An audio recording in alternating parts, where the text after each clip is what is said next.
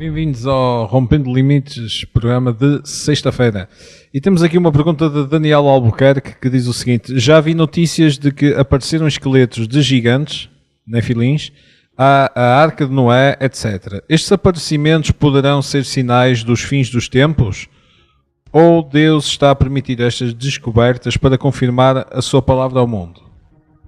As duas coisas. Deus está a permitir para confirmar que a sua palavra, aquilo que está na palavra é verdade, e também para despertar, por assim dizer, a atenção das pessoas que o fim está próximo, para as pessoas acreditarem em Deus e acreditarem no sobrenatural. Há muitos programas como o canal Story e tudo isso, tentar provar que aquilo que a Bíblia fala realmente aconteceu, e vão-se ver nos escritos nas paredes e tudo isso. E graças a Deus tremendo, não é? Que consegue-se ver e comprovar, mesmo pelos escritos antigos de outros povos, que aquilo que a palavra de Deus fala é verdade, e não podia ser outra coisa, não é? É aquilo que Deus fala, aquilo que está escrito na palavra é verdade. É isso. Temos aqui outra pergunta de Irmã Rodrigues. O versículo que eu gostava que falassem é sobre o que diz Tiago 1, versículo 2. Meus irmãos, tendo grande gozo quando cairdes em várias tentações. Diz aqui que sugere este versículo, pois não consegue compreendê-lo muito bem. Isso é pela questão da tradução, pelas traduções. Quanto mais tempo está avançando aqui na Terra, as traduções vão ficando mais atualizadas, mas também vão perdendo a essência do original, não é? Então, a tradução correta seria: tende grande gozo quando passardes não por tentações, mas sim por tribulações. Esse é o contexto correto, não tentações, não é? Fui tentado, tem um grande gozo por fosse tentado, não. Provado, não é? Muitas vezes também uma provação é uma tentação, também, não é? Mas não é questão de que Deus se alegra por nós passarmos por tentações, que podemos cair nelas, não. É questão de provações, tribulações, e neste caso, cada passagem da Bíblia tem um contexto. Os apóstolos primeiros, porquê é que falavam tanto de provações? Porquê? Sim. Os que escreveram o Novo Testamento. Porquê é que eles enfatizavam tanto provações? Deviam passar mesmo, não? Claro. E quais eram as provações que eles tinham? Perseguição à igreja. De repente surgiram com uma verdade que ninguém estava à espera. Exato. De ver. A igreja era perseguida. Eram levados presos a tribunais, a sinédrios e tudo isso. Mas o que hoje em dia a igreja confunde é: a pessoa está doente, não é? Está enferma, está a passar uma provação. Tiago diz assim, não é? O livro de Tiago diz assim: tende grande gozo quando passares por tribulações, não é?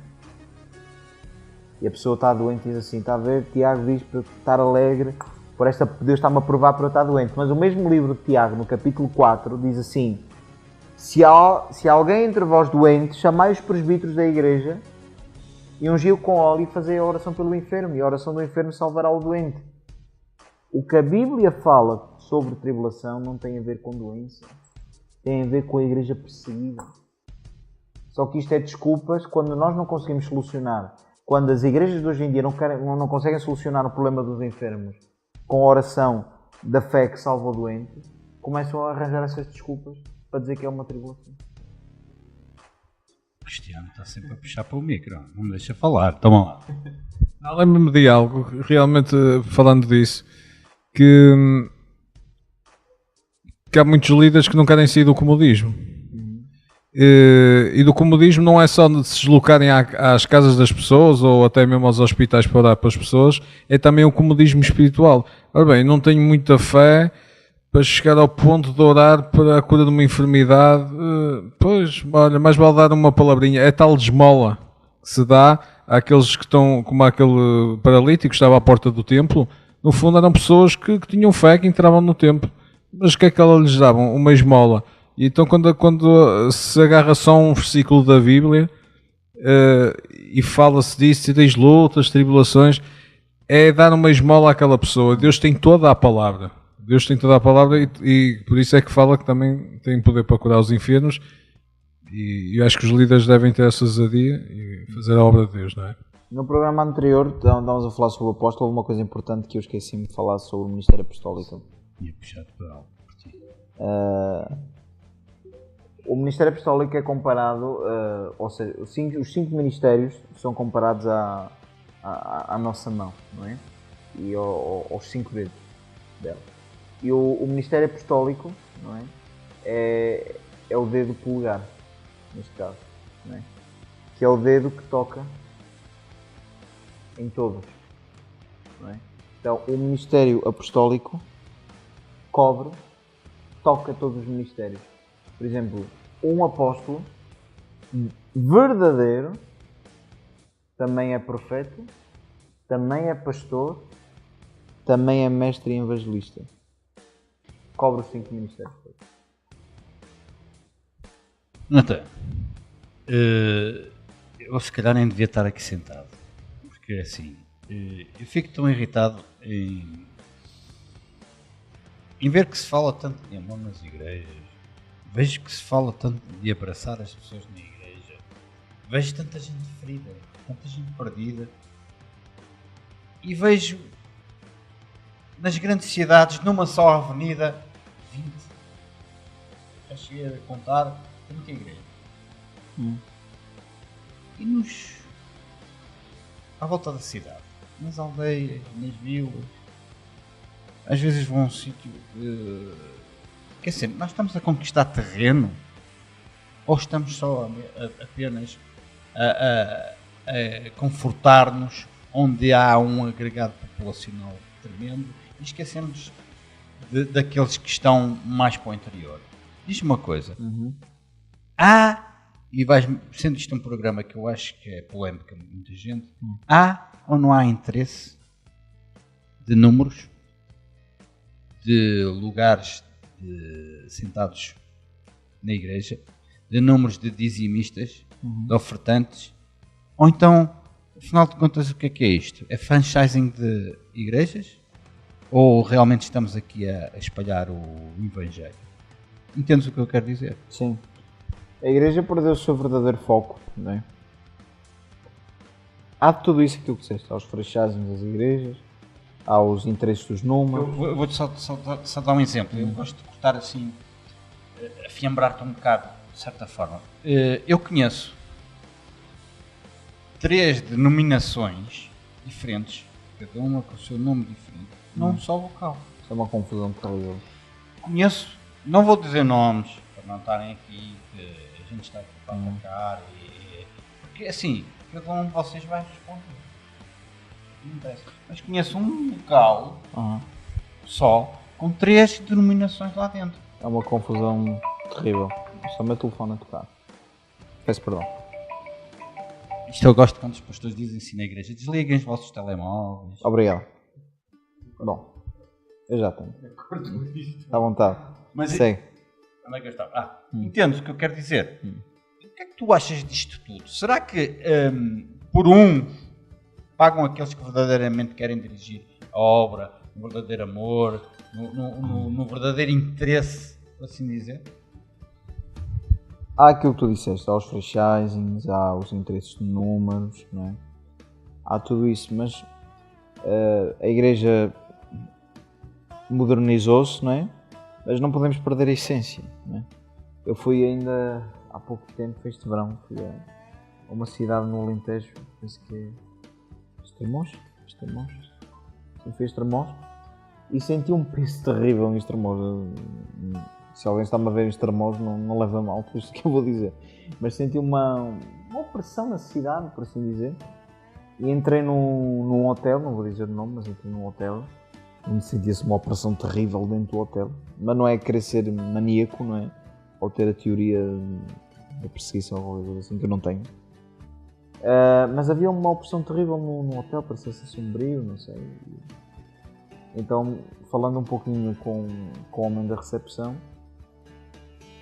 comecei a ouvir a história que o dono do hotel suicidou-se lá dentro, um rapaz jovem. O hotel deixou de ter clientes porque parece que é um hotel fantasma, porque já se suicidou lá alguém. A cidade, por assim dizer, Estremoz, estão sempre o homem a falar estão sempre a suscitar pessoas, não é? E eu saí daquele local com o coração tocado por Deus, dizer assim, como esta cidade precisava de uma igreja. Como esta cidade precisava de uma igreja. Mas precisava mesmo.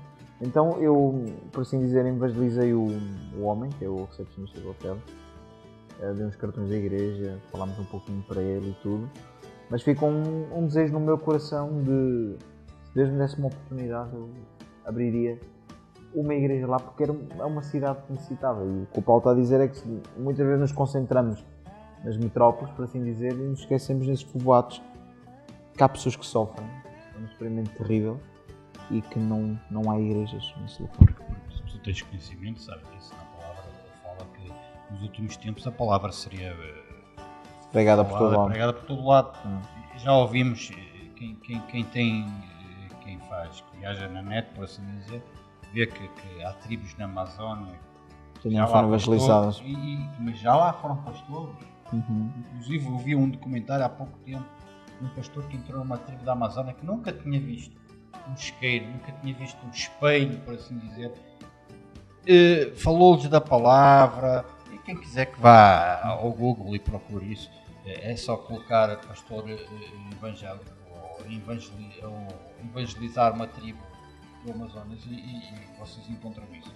E o interessante é que por vezes nós vamos além mar e olhamos ao nosso lado, e estás a falar de Estremoz, e não há quem se dirija para esses locais.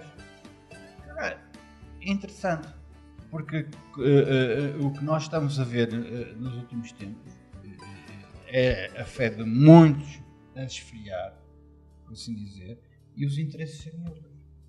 Diz-me uma coisa, já não é tempo, isto é uma pergunta, é mais um desafio que uma pergunta, já não é tempo das igrejas, por assim dizer, das congregações se juntarem e num só evento, por assim dizer, e clamar pela salvação, não de nações, não precisa falar de nações, mas da nossa nação.